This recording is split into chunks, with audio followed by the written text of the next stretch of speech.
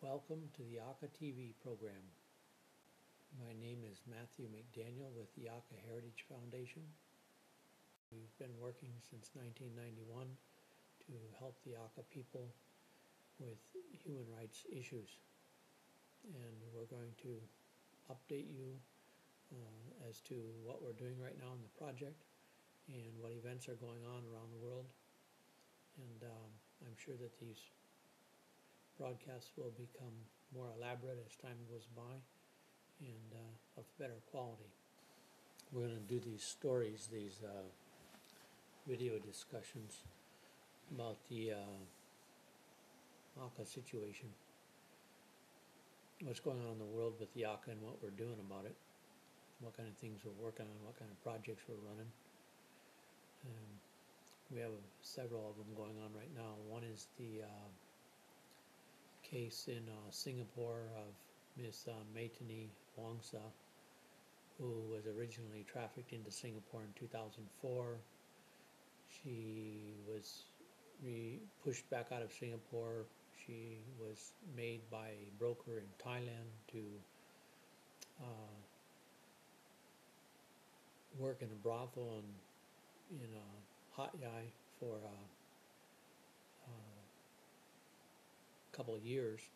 She finally met another gentleman who happened to be from Singapore, and they got an apartment together, and she left working for the broker there, and the broker insisted that she still owed more money in this debt bondage system, but she didn't, and at least she didn't pay anymore, and she moved out and tried to start getting her life together. She registered to have a marriage ceremony in Singapore with her Singapore fiance, and got a visa to Singapore. And when she was in Singapore,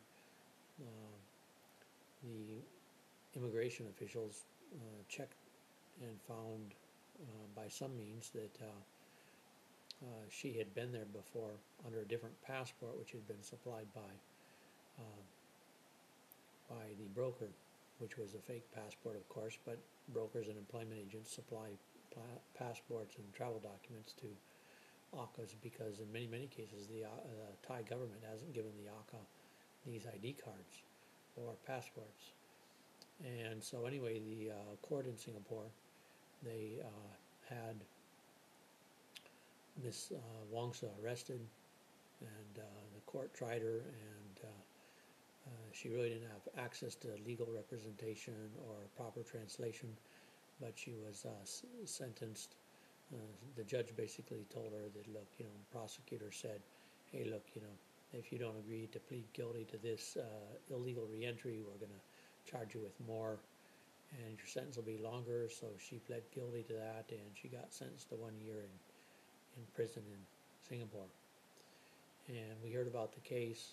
Her fiance requested that we assist and help with the investigation, how to either get Miss Wongsa out or get her sentence reduced, and how to hopefully prevent her from being deported out of Singapore when her case is resolved. And that's one case, and we continue to work on that in various means. There's also another case of CGT mission in Chiang Rai province, northern Thailand. That mission is located near the Phang road to the superhighway. There's a road there from below Chiang Rai to Phang, and you take that road, and a short distance down the road, a kilometer or two on the right, there's a small road into the north, and in the bottomlands there is this mission that's run by David and Asa, an Akha woman and an Australian man. And David had connections to Rotary and got Rotary International to help out with the project there. And that project is a fake orphanage. It's there for the purpose of removing Akha children from their families. There may be some orphans there, but Akhas have very large extended families, so we tend to say that there are not very many real Akha orphans because they can go with some family member. But each Akha who's portrayed as an orphan, they raise money and sponsors and for the organization, and this is what's happened with CGT, Children of the Golden Triangle Mission, and this mission is now taking in quite a bit of donor support, and in some cases a child has two sponsors at $35 a piece, which is a significant sum of money for that region.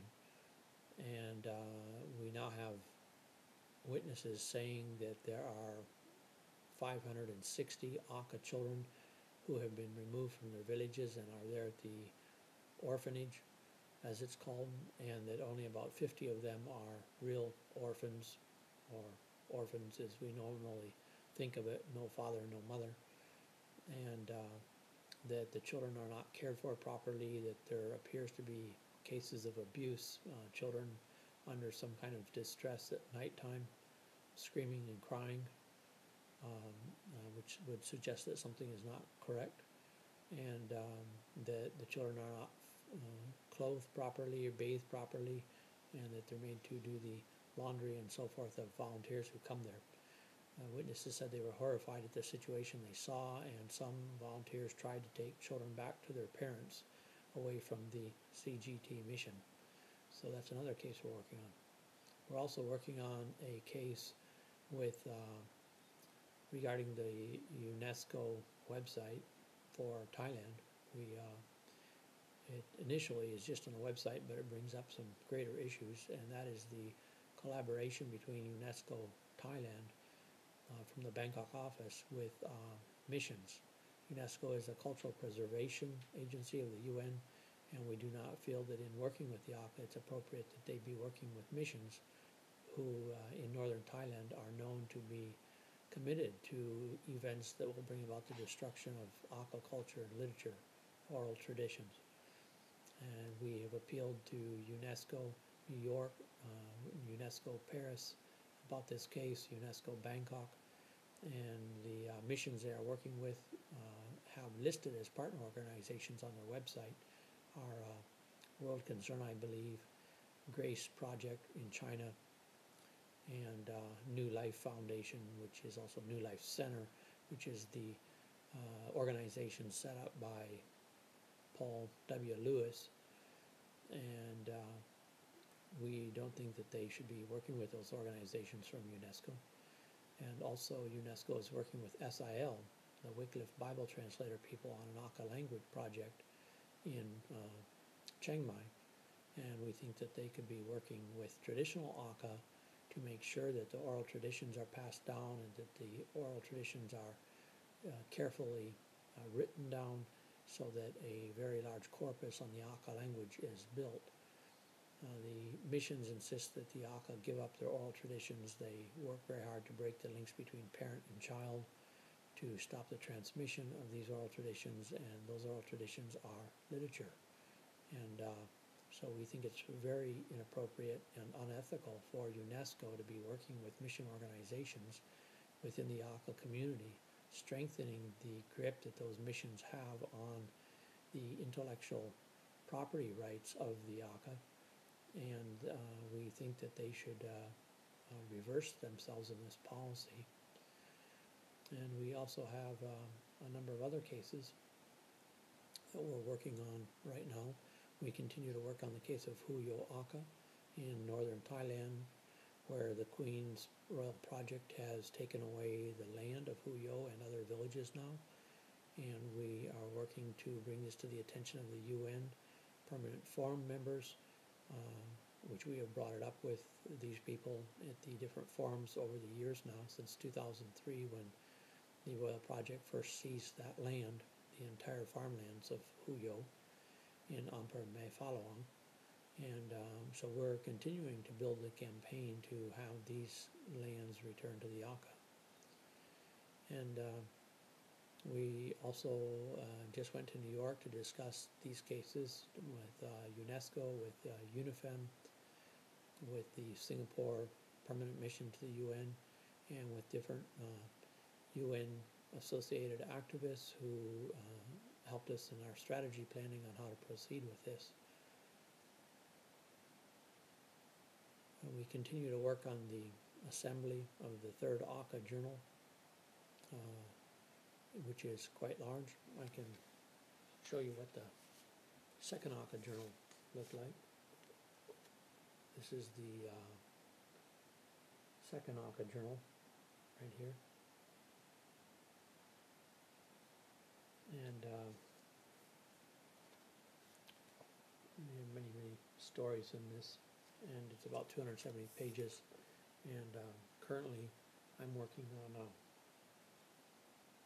putting together the third Akha journal, which is all these handwritten outlines that all represent stories, and I have to type them onto the computer in basically a PageMaker format to make the third Akha journal. Also working on a book with my wife, Michu, about the story of her life, and that's going to be real interesting to see her get that book finished. And there's also, this is the there we go, wiggle it a little bit. There's the first Akha journal, and that's where it all started, these Akha publications. I'm also working on the Akha Chronicles. That's a really big job to get that finished. What else we got going on here?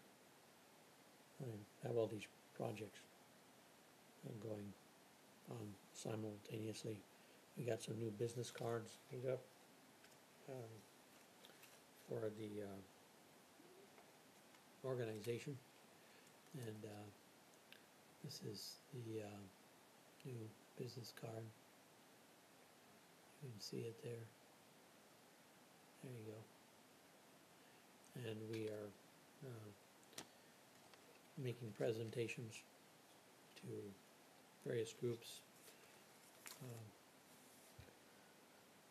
Let's see. That's a good part of it. What's going on? There's a permanent forum for 2006. We're going to have to get prepared for. Okay, there's some other projects here that we're working on. One is the continuing case of the sexual abuse in northern Laos. Akha people in northern Laos accused ACF, Action Contre la Femme, and Norwegian Church Aid, NCA, of abusing girls and women in their villages. And we have those interviews on tape, videotape, and audio tape. And one of the things that I did when I was in New York was to meet with the director of ACF and discuss this issue and try to find out what it was he was going to do about correcting the problem. And our investigation into those collection of cases continues. One of our long-term goals has been to stop the removal of Akha children from their villages. Right at this moment, the CGT mission case is an example of why we fight that. Last summer, we told to Rotary International, which took up to fund a CGT mission and work with them and do a video documentary on them and put that video documentary on their sponsorship on their website. Well, we asked them not to promote this kind of thing. This is the Rotarian, and on the back, this is the Rotarian video magazine.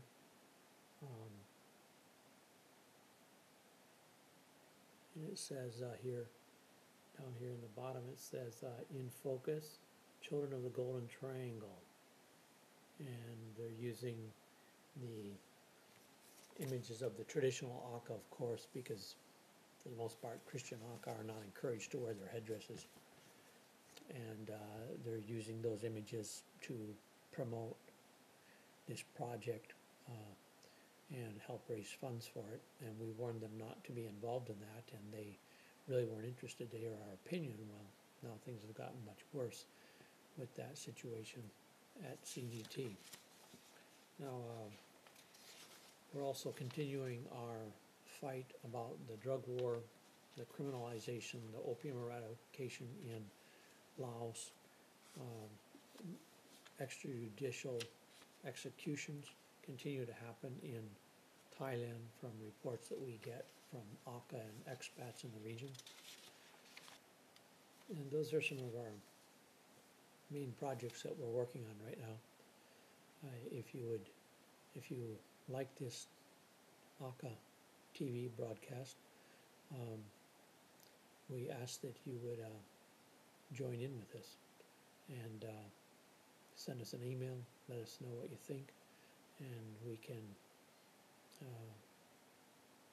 continue to provide updated information about what is going on in our work to protect the human rights of the Akha people. Thank you very much.